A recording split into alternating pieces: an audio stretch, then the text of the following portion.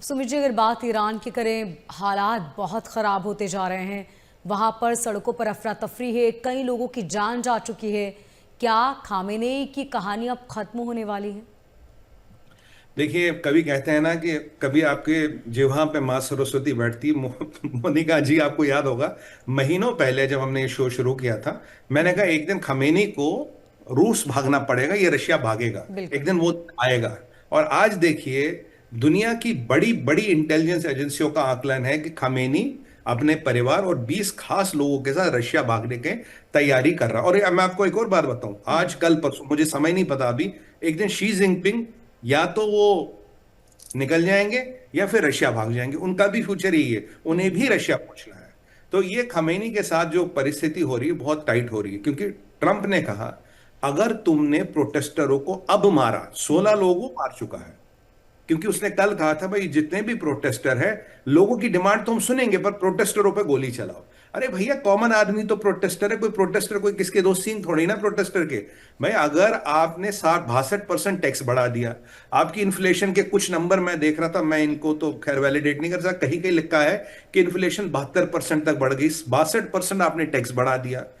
उसके अलावा कोई इनकम नहीं, 4 महीने बाद जो आपकी कंपनी का, मैं कंट्री बोलूंगा, वो दिवालिया हो जाएगी। पाकिस्तान से अफगानिस्तान बनने की कगार में आ गए, और हमारे पता नहीं मौलवी साहब किस दुनिया में रहते हैं। अब भी यही है कि यहाँ यहूद को मारो, हनूद को मारो, कश्मीर में टांग अड़ाओ, गाजा की बातें करो, ये सब कह के आप सत्ता में तो बने रह सकते हो, पर खाना दाल रोटी पानी कहां से चलेगा। लोग आक्रोशित हो गए। शाह का बेटा कुछ प्रॉमिस दे रहा है, अमेरिका के ट्रंप के इस कहने के बाद। वहां मैंने आपको बोला था, जब से अमेरिका के ट्रंप ने कहा, वहां के प्रोटेस्टरों का हौसला बुलंद हुआ और वो और सड़कों पे उतर आए। और मोनिका जी, मरसाद में भी प्रोटेस्ट हुए। अब मरसाद का बड़ा रेलेवेंस है, मरसाद इनकी नंबर 1 होली सिटी है, मतलब नंबर 1। जैसे वहां मदीना मक्का है, यहां आप मरसाद मानिए, मरसाद में भी प्रोटेस्ट होने का मतलब है जो बिल्कुल इन खमेनियों का गढ़ था ना, मतलब रूट जहां मिलकर, जहां से इनको ताकत मिलती थी, अगर वहां से भी प्रोटेस्ट हो रहे, आप 70-75 टाउनों में प्रोटेस्ट हो रहे, मरसाद, कोआम, शिराज तीनों में प्रोटेस्ट हो रहे, तो खमेनी के लिए बैग बंद करके निकलने का विकल्प सीधा क्यों, समझिए क्यों इसको इतना डर क्यों लगा आखिर। मतलब अचानक क्या हो गया इसके। निकोलस मोड्रो के केस में ट्रंप से एक प्रश्न पूछा गया, बोला अगर निकोलस मोड्रो रेजिस्ट करता, नहीं आता, तो क्या आप निपटा भी देते। तो हाँ, अगर जरूरत पड़ती तो मर भी सकता था वो।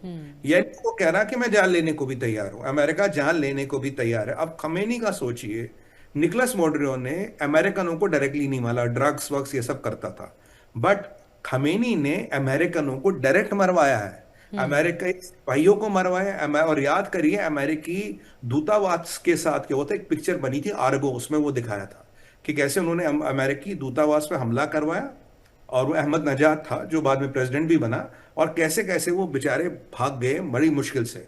तो अमेरिकनों का खून उसके हाथ पे है।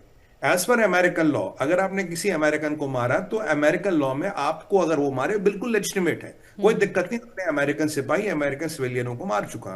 खमेनी की विपदा डबल है निकोलस मोड्रो से। क्यों? क्योंकि निकोलस मोड्रो जो है वो तो बस ड्रग्स वग्स ये सब करता था, और इसके पीछे से चाइना का पूरा हाथ था, पर यहां तो इसके हाथ पे, इसके ऑर्डर्स पे डायरेक्ट अमेरिकनों का खून बहाया गया। तो ये अमेरिकन इसे पकड़ेंगे भी नहीं, सीधा फुल एंड फाइनल सेटलमेंट कर देंगे। तो खमेनी जानता है, सत्ता तो दूर की बात है, अगर जान को शरीर में रखना है तो पलायन करना पड़ेगा, और ये रशिया भाग सकता है। क्योंकि ट्रंप ने कहा we are all loaded and locked and loaded, मतलब हमारा हथियार तैयार है, हमारा गियर तैयार है, हम जाने को तैयार है। और आप देखिए बेंजामिन नेतन्याहू की सन्नाटे वाली शांति, कहते हैं ना तूफान के पहले वाली शांति, वो है। अब इसराइल कुछ नहीं कर रहा, इसराइल में तैयारी चल रही है। इसराइल और ट्रंप का एक प्लान भी बन गया कब क्या क्या करना है।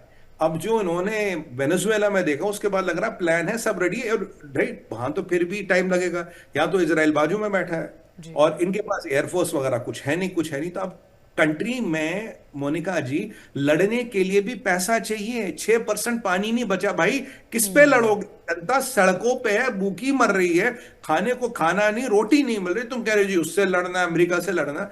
भाई अमेरिका से लड़ना कोई मजाक है क्या? हथियार कहाँ है, पैसा कहाँ है? बिल्कुल। अगर मान लो लड़ भी गया तो 100% हारोगे। तो उसके बाद अब खमेनी साहब को लग रहा है कि जान बचा के निकल लो, यही उसका विकल्प है। और मुझे लग रहा है कि खमेनी के साथ दो चीजें होने वाली, अगर उसने डिले कर दिया तो मैं आपको MH1 पे आज ये प्रेडिक्शन दे रहा हूं, खमेनी मारे जाएंगे। अगर वक्त रखते भाग गए तो ये रशिया में जिंदा रहेंगे। वैसे भी 84-85 साल उम्र हो गई है, ज्यादा एज नहीं बची। मैंने आपको ये भी कहा था कि इसके बेटे को CIA ने लपेट रखा। इसका बेटा इंटरेस्टेड नहीं है आगे चलने में। अगर इसका बेटा इंटरेस्टेड होता तो मुश्तबा खमेनी अभी बड़ा लीडर बन सकता था, वो सामने आता। अगर वो अब भी सामने नहीं आया तो अब समझ के चलिए रजा परावी शाह का बेटा ही नहीं बल्कि खमेनी का बेटा भी CIA के पेरोल पे है। खमेनी के बेटे को भी CIA ने मैनेज कर रखा है। तो ये बिल्कुल जो हमारा दूसरा प्रोडिक्शन था सही आया, क्योंकि नहीं तो वो सामने आता। भाई बाप की उम्र निकल गई तो बेटा तो आ जाता सामने, भाई हमें नया बादशाह बताओ क्या करना है। और इन्होंने अभी क्या कर दिया, वहां के सेंट्रल बैंक का गवर्नर बदल दिया, छोटी मोटी चीजें कर ली, पर वो इकोनॉमी बिल्कुल सीधा पाकिस्तान अफगानिस्तान की लाइन में लग गई है। और मैं इनको बहुत सालों से कह रहा हूं ये छोड़ दो, ये जनून छोड़ दो, नहीं तो पाकिस्तान या अफगानिस्तान बनने में ज्यादा टाइम नहीं लगेगा। जैसे हमारे बांग्लादेशी अफगानिस्तानी बनेंगे डायरेक्ट, तो ये सारे कहीं ना कहीं जितने भी इस्लामिक कंट्रीज होती है, ये जो फतूर, ये जो जनून, ये जो दिमाग में आता है ना, जहाद जहाद जहाद, अल्टीमेटली ये आपको वो क्या कहते हैं ना, वो आपको दिवालिया घोषित करने का शॉर्ट रेसिपी है। आप ये जिस दिन आ गया दिमाग में, आज कल परसों आप दिवालिया होंगे ही होंगे। और कल तो मैं आपको सऊदी अरबिया की भी स्टोरी सुना रहा था कि वहां इंटरनल पोजीशन के, ये तो वो है जिनके पास तेल है, इनके पास तो बेचारों के पास तेल भी नहीं है कि क्या कहां से चलेंगे। 3% तेल कुल है इनके पास। वेनेजुएला से थोड़ी बहुत दुकान चलती थी, वो भी ट्रम्प ने बंद करा दी। तो अगर सऊदी की इतनी प्रिकेरियस पोजीशन है, इतना हिल रहा है, तो यहां तो खुद सोचिए क्या विकल्प है। यहां तो मैं कह रहा हूं शाह का बेटा है, चीजों को संभाले, डेमोक्रेसी लाए, ये लोग काम वाम करे, सब कुछ खोले, और बड़ा पोटेंशियल है जी ईरान में। बहुत अच्छा काम हो सकता है। ईरान बहुत बड़ी कंट्री, रिसोर्सेज बहुत है इनके पास, आबादी कम, अच्छा काम कर सकते हैं। बट जब तक ये जहाद वहाद के चक्कर में पड़ेंगे, फिर तो वही अफगानिस्तान ही आपका, कहते हैं ना फाइनल डेस्टिनेशन क्या है, इस्लामिक रिपब्लिक ऑफ अफगानिस्तान, वही बनोगे आप, देख लो।